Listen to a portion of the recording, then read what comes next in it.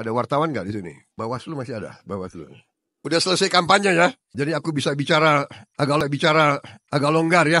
Hai para sarjana, hai para profesor, hai para teknokrat, ilmumu harus untuk bangsa dan rakyatmu. Ilmumu untuk bangsa dan negara. Saya suka dengan moto UKRI, belajar untuk berbakti, raih ilmu untuk bangsa.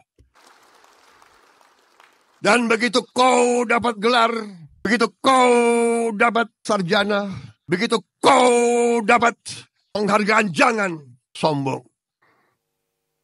Cintai mereka. Tukang becak, ada yang umur 70 tahun masih narik becak. Itu tugas kita. Itu tugas kita, tidak boleh ada lagi di atas umur 60 narik becak. Karena itu saya setelah sah ditetapkan sebagai presiden terpilih, dan insya Allah menjadi, kita tidak akan import makanan. Dalam 2-3 tahun lagi kita bahkan menjadi lumbung pangan dunia. Saudara-saudara, masa depan kita sangat gemilang. Semua indikator dari semua badan dunia mengatakan dengan Indonesia seperti sekarang, dalam 25 tahun lagi Indonesia bisa menjadi negara ke-5 atau ke-4 terkaya di dunia. Bisa cinta tanah air, teriak Pancasila di mulut. Begitu dia diberi kesempatan, dia korupsi. Saya titip anak-anak muda ini, cinta tanah air artinya cinta rakyat Indonesia. Rakyat Indonesia masih banyak yang susah. Rakyat Indonesia masih banyak anak-anak kita yang tidak makan pagi. Anda yang muda-muda ini harapan mereka. Kalau Anda ingin meraih kepintaran, ingin meraih gelar, ingin cari posisi, begitu Anda dikasih posisi, Anda ikut meneruskan korupsi, Anda ikut curi uang rakyat, Anda ikut markup, Anda ikut manipulasi. Ya, karunia yang Tuhan berikan kepada kita, segala kekayaan kita nanti akan sirna. Korupsi adalah yang menghancurkan suatu negara.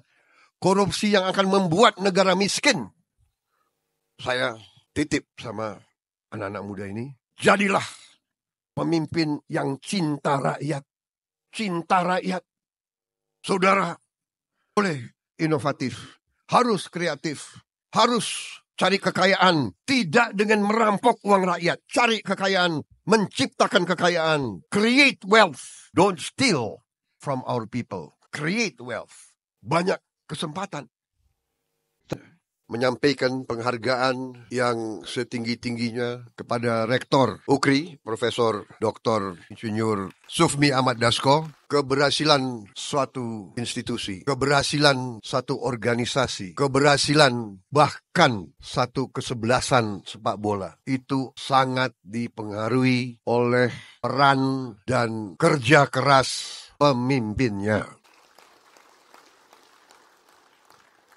Di dalam tentara ada suatu pepatah, tidak ada prajurit yang jelek, yang ada hanya komandan-komandan yang jelek. There are no bad soldiers, there are only bad commanders. Tidak ada prajurit yang jelek hanya komandan-komandannya. Sebaliknya, ada juga pepatah dalam tentara yang kita diajarkan dari sejak muda. 1000 harimau dipimpin oleh kambing, harimau akan mbe semua. 1000 kambing dipimpin oleh harimau, kambingnya akan ngaung semua. Artinya faktor pemimpin. Saudara-saudara, UKRI usianya cukup lumayan. UKRI lahir dari satu cita-cita. Bahkan saya boleh mengatakan UKRI lahir dari suatu impian. Impian mungkin bisa tergolong impian. Gak enak kalau saya bicara. Ada wartawan gak di sini? Tapi sudah, Bawaslu masih ada, Bawaslu. Udah selesai kampanye ya. Jadi aku bisa bicara agak longgar ya. Kalian lebih suka dengar sambutan normatif atau mau dengar hati saya? Kira-kira gimana? Hah? Kalau sambutan normatif kan, saudara-saudara sekalian, Baik, saya mau kasih tahu bahwa dulu cita-citanya impian ini mungkin terlalu, bisa saya katakan terlalu besar. Waktu itu saya masih muda, sekarang rodo muda, pingin muda terus, tapi berjiwa muda. Mungkin semangat saya tidak kalah dengan semangat anak-anak muda di depan saya ini. Saudara-saudara sekalian, impian waktu itu, karena kita waktu itu penuh dengan harapan, penuh dengan optimisme. Tahun 90-an, tahun 80-an Indonesia dikatakan macan Asia. Pertumbuhan kita terus-menerus. Waktu itu kita bisa bikin pesawat terbang. PTDI lahir pada saat itu. Kita bikin kapal. Kita begitu semangat. Seluruh dunia lihat Indonesia. Tetapi kita pun tidak boleh lengah. Ternyata kehidupan di dunia ini sungguh keras. Persaingan keras, persaingan antara bangsa, persaingan antara manusia keras.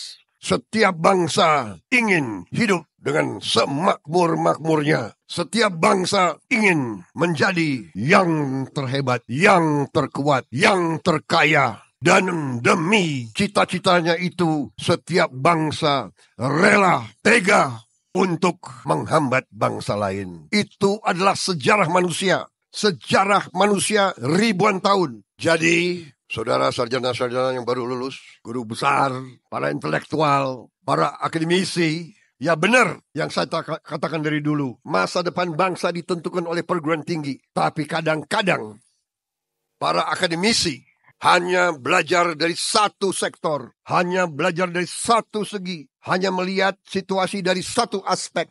Dan kadang-kadang justru seorang yang tinggi pendidikannya, tetapi tidak luas pemahamannya. Dia menguasai ilmunya, bidangnya, tapi dia tidak bisa melihat realita.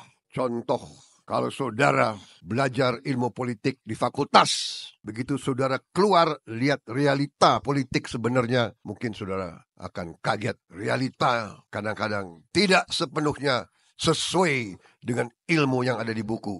Dan sering kita sebagai bangsa, kita kurang introspeksi, kita kurang waspada. Pemimpin-pemimpin kita, elit kita sering tidak waspada. Kita asik dengan kehidupan kita, dengan persaingan di antara kita, tidak melihat kenyataan sejarah bahwa tiap bangsa masing-masing berjuang untuk kepentingannya sendiri, dan tiap bangsa ingin unggul bila perlu dengan mengorbankan kepentingan bangsa-bangsa lain.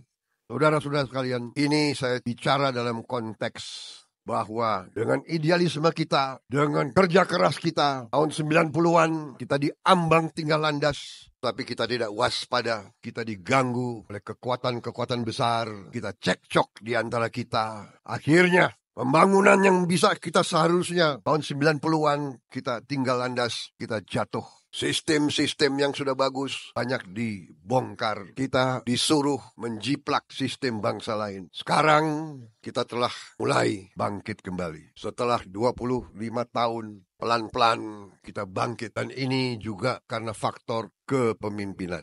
Saya kira saudara-saudara sudah dengar pendapat-pendapat saya tentang situasi, kondisi di tingkat nasional. Tapi saya sekarang ingin bicara di tingkat UKRI. Karena itu saya katakan, prestasi yang saya lihat dalam 2 tahun ini, dalam 3 tahun ini adalah akibat kepemimpinan, leadership, pengorbanan, bakti di antaranya oleh Rektor UKRI, Profesor Dr. Insinyur Ahmad Sufmi Dasko. Kadang-kadang bangsa kita itu kalau melihat prestasi pelit untuk mengucapkan terima kasih. Saya, dengan pengalaman saya sadar kadang-kadang manusia itu cukup dihargai jerih payahnya, dia sudah puas. Tidak perlu diberi uang, tidak perlu diberi apa. Tapi saya perhatikan bangsa kita ini banyak di antara pemimpin-pemimpin kita ucapan terima kasih saja malas. Saya tidak mau seperti itu. Karena itu saya ingat hari ini harus saya ucapkan terima kasih kepada Rektor UKRI hari ini. Terima kasih Profesor Dr. Insinyur Sufmi Ahmad Dasko Masalahnya saya kenal Pak Dasko ini sebelum dia doktor, sebelum dia profesor, waktu dia masih pesilat. Beliau dulu salah satu pesilat di perguruan yang saya pimpin juga. Ada pesilat yang tumbuh dengan hebat, ada pesilat yang tumbuh tapi kurang hebat. Ini termasuk pesilat yang tumbuh hebat. Saya juga terima kasih dengan seluruh pengurus yayasan, seluruh guru besar ya, yang juga telah berjuang memberi sumbangan yang besar terhadap UKRI. Masa depan kita, masa depan bangsa akan tergantung dalam kemampuan menguasai teknologi. Teknologi bukan hanya barang, bukan hanya beli teknologi. Harus bisa menguasai, menciptakan, dan menjalankan teknologi itu. Untuk itu kita butuh awaknya. Karena itu kita butuh anak-anak muda yang nanti akan menguasai teknologi. Yang paling penting tadi itu adalah MIPA. MIPA menjadi dasar dari semua. Dari semua masa depan kita akan tergantung kepada MIPA. Matematik, fisika, kimia, biologi. Menghadapi virus pandemi, kita butuh ahli-ahli biologi. Menghadapi nanti krisis pangan dunia, kita butuh ahli-ahli biologi. Untuk menghasilkan obat yang bisa terjangkau oleh seluruh rakyat Indonesia, kita butuh ahli-ahli kimia, ahli-ahli farmasi. Kita harus bikin obat di Indonesia, bukan import obat lagi. Kita tidak bisa tergantung kepada bangsa lain. Bertahun-tahun Prabowo Subianto selalu bicara, mungkin sudah 20 tahun lebih, 25 tahun lebih. Saya selalu bicara swasembada pangan, swasembada pangan, swasembada pangan. Saya bicara food estate, bukan saya bicara food estate. Ibnu Sutomo sudah bicara food estate tahun 60-an. Ada orang-orang Indonesia, ada tokoh-tokoh Indonesia, ada intelektual Indonesia yang mengejek saya, mengejek konsep food estate. Ada yang mau import saja makanan, pangan dari luar. Saya katakan, kalau terjadi krisis di dunia, kalau negara-negara lain tidak mau jual pangannya ke kita, masa 280 juta rakyat Indonesia harus tergantung kepada bangsa lain. Padahal yang Maha Kuasa memberi lahan yang cukup, memberi tanah yang subur, memberi air yang cukup. Saudara-saudara sekalian, ternyata apa yang saya sampaikan berkali-kali, bertahun-tahun, sekarang terbukti. Tetapi saudara-saudara sekalian, sarjana-sarjana muda yang akan menghadapi masa depan, saya katakan masa depan kalian cerah, masa depan kalian gemilang. Kita negara yang diberi karunia luar biasa oleh Yang Maha Kuasa. Kita sebentar lagi kembali swasembada pangan. Kita tidak akan import makanan. Dalam 2-3 tahun lagi kita bahkan akan menjadi supplier. Kita akan menjadi lumbung pangan dunia. Saudara-saudara, 3 tahun lagi. Masa depan saudara cerah. Saya sebetulnya kalau lihat situasi ini, saya senang dengan lagu Ku Ingin Hidup 1000 tahun lagi. Saudara-saudara sekalian, masa depan kita sangat gemilang. Semua indikator dari semua badan dunia mengatakan dengan Indonesia seperti sekarang, dalam 25 tahun lagi, Indonesia bisa menjadi negara ke-5 atau ke-4 terkaya di dunia. Bisa kita bayangkan atau tidak? Bisa. Nggak yakin saya. Kita ini, ya, maaf, kita koreksi diri kita ya, bangsa kita. Kadang-kadang apakah karena dijajah terlalu lama dulu, kita terlalu kagum sama yang berbau luar negeri. Terlalu kagum. Kita punya ayam goreng enak, maunya ke Kentucky Fried Chicken. Tapi harus diakui, Kentucky Fried Chicken enak gitu loh. Tapi ya jangan selalu Kentucky Fried Chicken. Ya kan, saudara-saudara sekalian, koreksi. Kita kadang-kadang kurang percaya diri. Termasuk para sarjana, termasuk para guru besar kita. Kadang-kadang apa yang dikatakan oleh negara-negara tertentu, kita iya aja terus.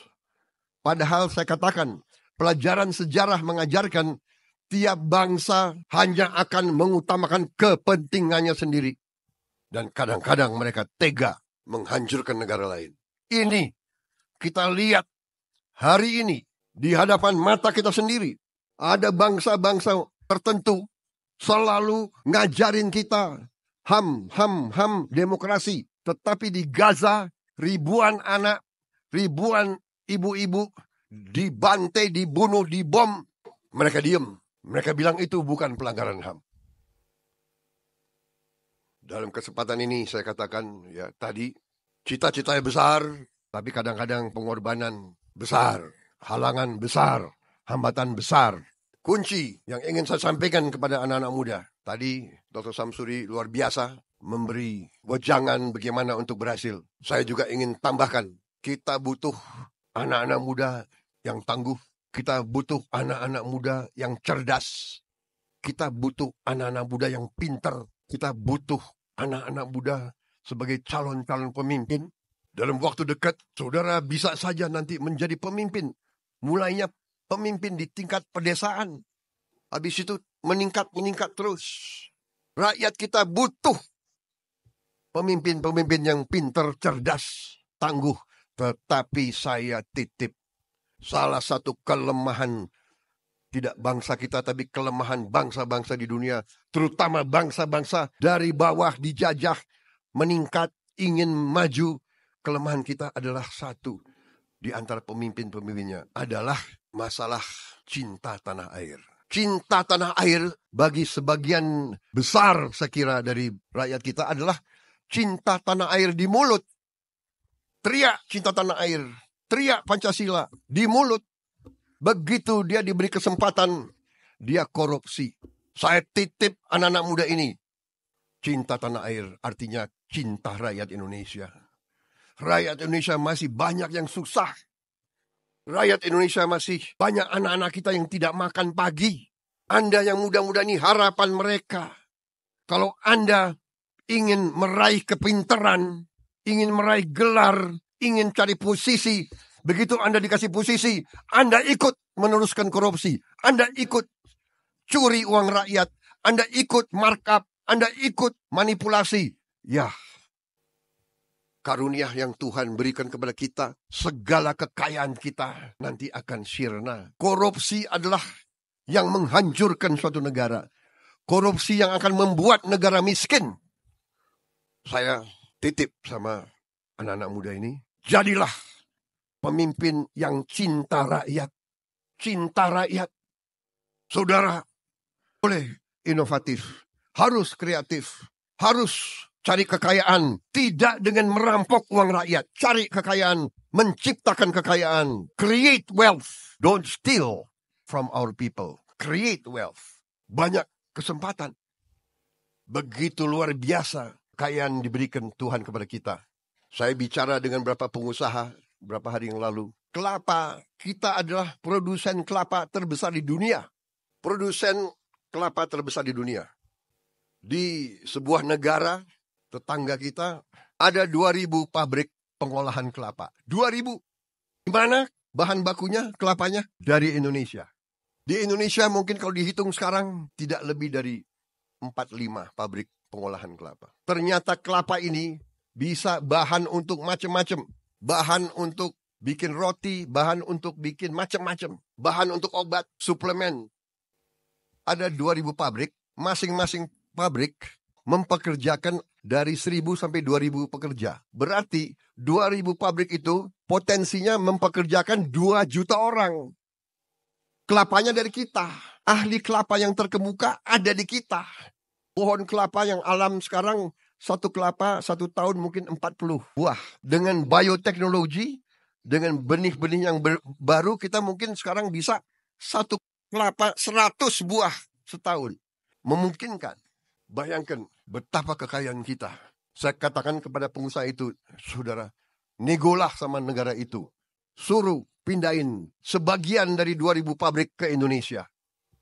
Saya berharap dalam 2-3 tahun akan ada puluhan, ratusan pabrik-pabrik pengolahan kelapa. Itu baru satu bidang. Kita merencanakan 21 komoditas yang pabrik pengolahannya harus di Indonesia. 21. Para sarjana yang hari ini di wisuda, saya kalau tidak salah, saya beri hadiah buku saya. Sudah terima, saudara? Harus dibaca itu ya. Jangan dipajang aja. Rumput laut sekarang bisa mengganti pupuk kita. Nanti rumput laut juga bisa menjadi solar. Kita juga sekarang sudah punya teknologi untuk solar kita dari kelapa sawit. Sekarang kita sudah menghasilkan B35, tapi sudah uji coba B100. Kita sudah bisa bikin B100. Artinya solar biodiesel dari kelapa sawit 100%. Kita tidak akan impor lagi solar dari luar negeri. Karena kita punya produksi kelapa sawit sekarang 48 juta ton. Mungkin 2 tahun lagi akan menjadi 70 juta ton. Saudara-saudara sekalian, apa artinya? Artinya nanti BBM kita akan ramah lingkungan. Tidak ada polusi. Dan terbarukan. Bukan kita ambil minyak dari tanah habis. Gas dari tanah habis. Tidak. Selama ada matahari dan selama ada hujan, pengairan, tiap tahun kita bisa panen solar. Banyak negara iri sama Indonesia. Kita nanti green energy dan kita akan swasembada energi, saudara-saudara sekalian. Bensin dari mana? Dari etanol. Etanol dari mana? Dari tebu, dari singkong. Saudara-saudara sekalian. Saudara-saudara sekalian, intinya adalah yang saya sampaikan, masa depan gemilang, tapi kita butuh pemimpin-pemimpin yang tadi. Pintar, cerdas, berani, tegar, ya kan? Dan cinta tanah air, cinta rakyat. Dan karena cinta tanah air, karena cinta rakyat, tidak ingin melanjutkan praktek-praktek korupsi. Kuncinya itu, saudara sekalian.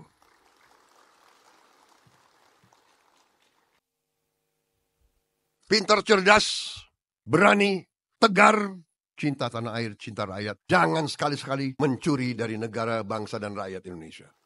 Ya. Harus menjadi kuat. Ingin kaya, bagus. Supaya orang kaya membantu orang yang kurang kaya dan belum kaya. Harus jadi kuat, kaya untuk membantu yang lemah. Tapi jangan kaya dengan mencuri. Saudara boleh bangga jadi sarjana, tapi saya dalam hati saya sebenarnya, saya sangat hormat sama pedagang kaki lima, sama tukang ojol, sama tukang bakso, sama petani, sama buruh tani, sama pekerja harian, sama buruh di pelabuhan, sama nelayan yang nyawanya dipertaruhkan untuk cari makan untuk istri dan anaknya. Si pedagang kaki lima tiap hari keluar, dia dorong itu, keringat fisik mencari makan untuk anak dan istrinya. Itu yang kita hormati. Mereka mulia, mereka jujur, mereka halal. Saya ingatkan ini, hai para sarjana, hai para profesor, hai para teknokrat, ilmumu harus untuk bangsa dan rakyatmu. Ilmumu untuk bangsa dan negara. Saya suka dengan moto Ukri. Belajar untuk berbakti. Raih ilmu untuk bangsa. Dan begitu kau dapat gelar, begitu kau dapat sarjana, begitu kau dapat penghargaan, jangan sombong. Cintai mereka. Tukang becak, ada yang umur 70 tahun masih narik becak. Itu tugas kita. Itu tugas kita, tidak boleh ada lagi di atas umur 60 narik becak. Saya bikin proyek becak listrik. Minimal kalau dia mengemudi, fisiknya terbantu. Hal-hal semacam ini kita butuh sarjana-sarjana teknik mesin. Dan itulah prestasi dari PT LEN. Luar biasa. Mereka hasilkan becak listrik. Masa depan saudara hebat, luar biasa dengan titipan yang saya berikan. Ya.